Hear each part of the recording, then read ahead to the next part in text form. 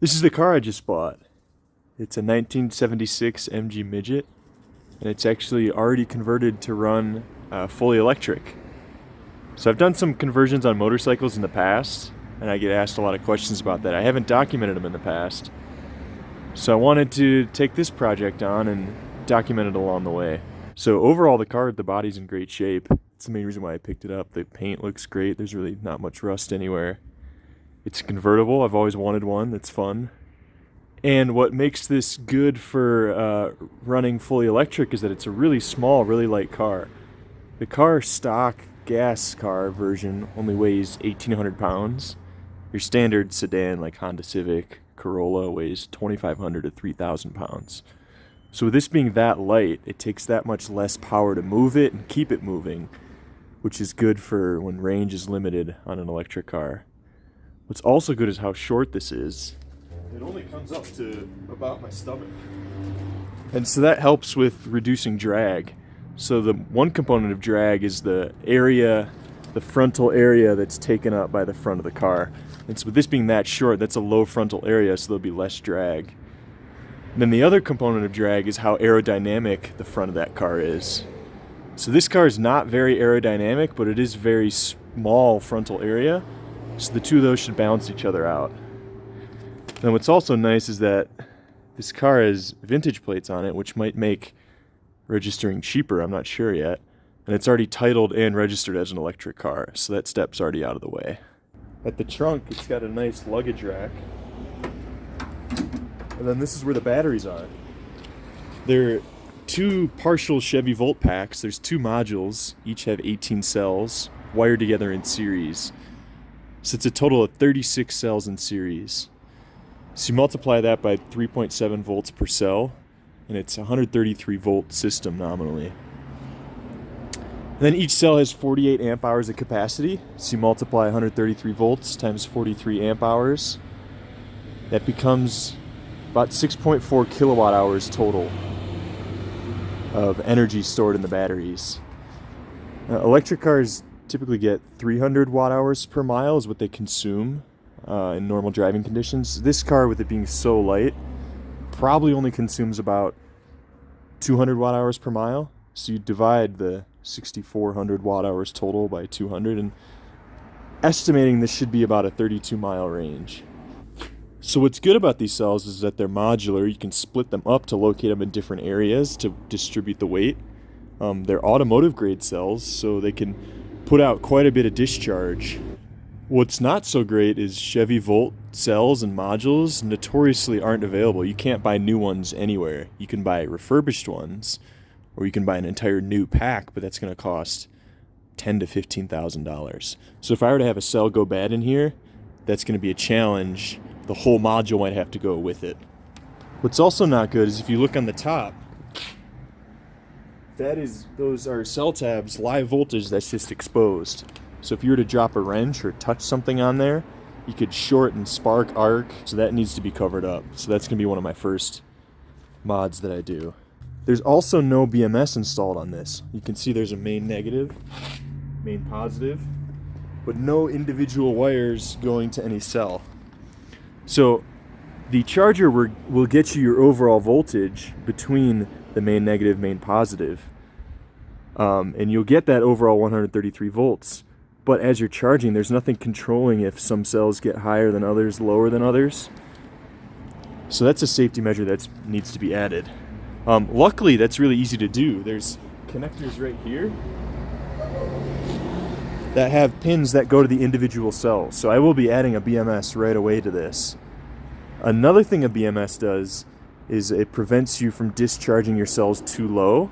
If you discharge them too low, you hurt the capacity. And it also prevents you from charging in too low of temperatures. So if you charge below freezing, that can harm the cells. I already see some bulging going on in these cells, so it wouldn't surprise me if the previous owner charged this multiple times below freezing. So honestly, in theory, there's 6.4 kilowatt hours of energy here, but it wouldn't surprise me if it's much lower because the cells have been pretty abused. What's also nice is that there's cooling port set up in here. There's no cooling set up there, but there's the option to add that, which is nice. If cooling your batteries will increase their life. There's nothing mounting these cells to the car. They can move around. When you hit bumps, you can hear them moving around. So that needs to be mounted down properly to protect the cells better. Gas filler tube used to go down in here into the tank, and so there's an exposed hole right here, straight to the ground. That needs to be covered up. This is the charger. On here it says at 115 volts, so a normal outlet, it outputs 1350 watts. At 230 volts, it outputs 2400 watts. So that's nice. This charger can work on both standard outlets and higher voltage like dryer outlets to get double the charging. So the standard outlet, 1300 watts, divide by 200 watt hours per mile. That's about 6 to 7 miles per hour you'll get plugged in, which is probably sufficient, but it's nice that you can also go twice that, get about 12 miles per hour plugged in. And that makes this way more viable as like a commuter daily driver. There's some protection switches lined up in series that you have to flip to charge, so that's good, there's some there. But then how this actually connects to the battery is not very robust. It's just some jumper style clamps that you have to manually put on there. So I want to update this so that it's always mounted onto the battery, much easier. And it'd actually be nice to run this plug through this gas cap, and I could also put an adapter to have 220 volt charging on there. Under the hood of the car, this is the motor. It's an advanced DC motor, model number FB1-4001A. And on the nameplate it says 120 volts. So the battery being 133 volts, this is actually being overvolted. This is a forklift motor. It's actually very common for forklift motors to be overvolted in EV conversions. This is a series wound brushed DC motor. It's nice that it mounts fairly easily. There's just this bar running across that supports it on one end. The other end is supported by the transmission. The motor is extremely heavy. I think it's 140 pounds. That's almost the weight of the entire gas engine that was removed from the car. It's good that it's fairly well powered. It matches very well with the gas engine that was in here before. One thing though is that brushed series wound DC motors like this don't support regen. So there won't be any range gained by regenerative braking on this. And then behind the motor, the shaft of the motor has a coupler which goes through an adapter plate, and this is the original manual transmission of the car. So the car has a 4-speed manual transmission. In first and second gear, this has crazy amounts of torque. You can squeal tires in first gear. But the issue is there's no clutch on it. So shifting from first to second to third is really difficult, and especially with the 50-year-old transmission, you can buzz the gears pretty easily. So honestly, what I'm thinking for this is the final output of this transmission in fourth gear is 1-to-1. So I could potentially hook this motor up directly to the drive shaft, which runs to the rear wheels, and delete the entire transmission. Because this takes off fine in fourth gear, even going up hills, that would save a ton of weight. It would save all the weight of the adapter plate and the transmission, maybe about 60 to 80 pounds.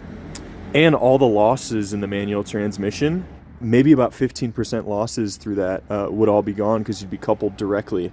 So that'd be a 15% gain in range, 15% gain in power, plus more than that on the weight reduction.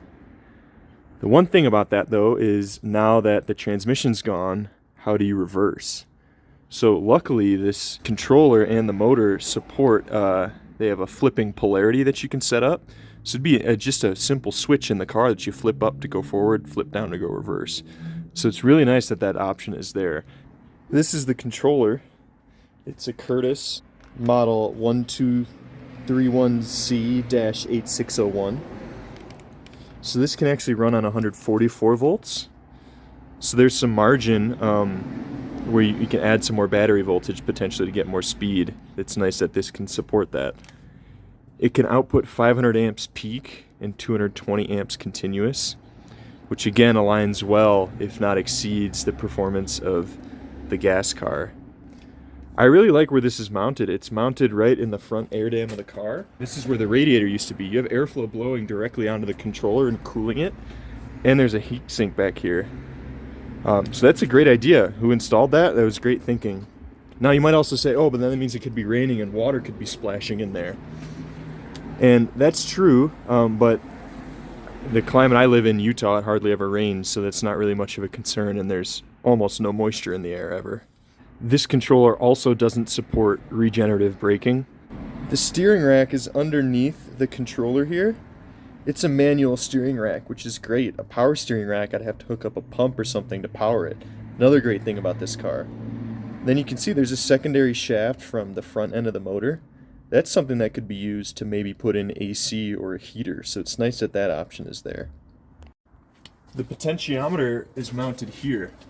So this is the throttle cable coming from the gas pedal, which as you step on the pedal, moves this arm, changes the resistance. Then there's some electrical cables running to the controller. I like that this is in a sealed box. It's in a bit of a weird spot though. The cables run across to here. So it might make sense to relocate this right over here where the gas pedal is, so that's a little cleaner and less cables running over. The 12-volt battery is here. That's what the accessories of the car run on, the headlights, brake lights, radio, whatnot. It's just a normal car battery, lead acid. It's really heavy, but it's located in a good spot. This is a nice tray for it. It should be mounted a little better. It's not tied down, so I'll be fixing that. The other thing is there's no DC to DC converter converting the main battery pack voltage down to 12 volts to keep this charged. So you have to monitor this separately and charge this separately from the main pack. So I want to add a DC-DC converter. Even maybe go with a lighter lithium battery here to save weight, save space. The brake reservoir and the brake system, everything works on it. This is a very old style system where there is no booster attached to it. It's just a manual braking system. So sometimes you have to pump 2 to 3 times to get it to brake well. So that's something I definitely want to upgrade to make it more drivable, is to add a brake booster in line here, and then also a vacuum pump that runs off the 12-volt battery so that the brakes are always pressurized and it's easier to brake. The interior of the car is in pretty good shape. It's got the original leather seats. There's some tears in them, but nothing major, nothing outrageous. The carpeting's also been redone. It's not the greatest because some of the seams are starting to peel up, but I'm sure it was better than whatever 50-year-old fabric was in here before, so it'll do for now. The top of the car can be removed with these latches. That's a really simple latch. I like that. The rear mounting for the top is this other style of latch where you actually have to tighten a bolt down and then hook through here. You can see this is loose, so it's obviously loosening up over time. I want to upgrade that to have a clamp like up front so it's much easier to take the top on and off. There's a sub trunk behind the seats. There's some speakers here. I'm not sure if those work. It'd be nice to have a working radio in here. These clips are actually for a cover. When you have the top of the car off, you can snap a cover on and prevent rain or UV from getting in your car. This is an inline disconnect switch for the battery. So right now it's off. It's nice that this is inline from the battery so you can shut the battery off. So the sequence is you turn the key like you normally do, then you reach back here and flip this to on, and then the car would be running. I like that. That's an additional safety measure, but it's also not a true contactor. So there could be a current inrush to the controller right when you flip this on, and that could damage the controller over time. So I want to put a true contactor in here that the key switch automatically engages to reduce that step. The shifter for the manual transmission has first, second, third, fourth, reverse. It shifts okay 1 through 4, but reverse you actually have to pick up and move. So there's not really anything to grab on here. I want to put a legitimate knob here so that it's easier to transition from fourth to reverse. But also that knob's going to have clearance with the bottom of the dash here. But if I completely remove the transmission and run the direct drive, all of this is gone, and there would just be a toggle switch here for forward and reverse. At the dash here, nothing really works. This light switch doesn't work, speedometer doesn't work, brake light doesn't work, horn, really none of this, even the flashers. The wipers work. It's kind of goofy. There's actually 3 wipers, but they don't move very fast. That probably is because the 12-volt battery is low capacity because it's been over discharged. But all of this needs to be gone through and have it look better and work properly. Under the dash, there's all this wiring. Not really any of it works. I think a lot of this is remnants from the gas engine that's not even used wiring. So I'm gonna have to go through all this and see what's necessary and what's not. It looks like someone tried to install LEDs, but they don't really turn on. So this all needs to be gone through. At the driver's foot box, it's standard gas, brake, clutch. Since there is no clutch, I'm going to remove this clutch pedal. The car is very small. I barely fit in it, and so this actually gets in the way of when you're trying to right foot brake. So I'm going to get rid of that, and that'd actually be nice, so then your left foot could be all the way up and be more comfortable.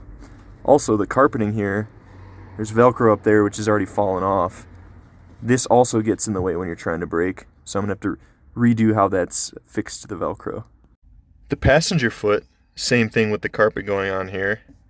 And then the glove box, more wiring, not sure what's going on here. This might actually be a good spot to put a DC-DC converter if it can handle the heat in here and not get too hot, because the 12-volt battery could run straight to the converter here, which then could run to all the wiring on the dash and all the controls. Here in the cab, the high voltage lines are running straight through the cab. It's actually clever, they ran them through the heater ducts. It's a bit of a tight bend radius, but I think it works because these don't really see any movement at all. But the alternative, the previous owner told me that it was running underneath the car here, right where the drive shaft is spinning. So this is more protective than that was. That's the overview of the car. I'm really excited. This is like a perfect starter project for an electric car. So I plan on posting videos when I get more specific into the areas that I upgrade. I want this to be as much of a learning experience for me as it is for people watching this. So I'm open to any constructive criticism, different ways to do things, maybe better ways to do things. I want to learn from this as much as I can.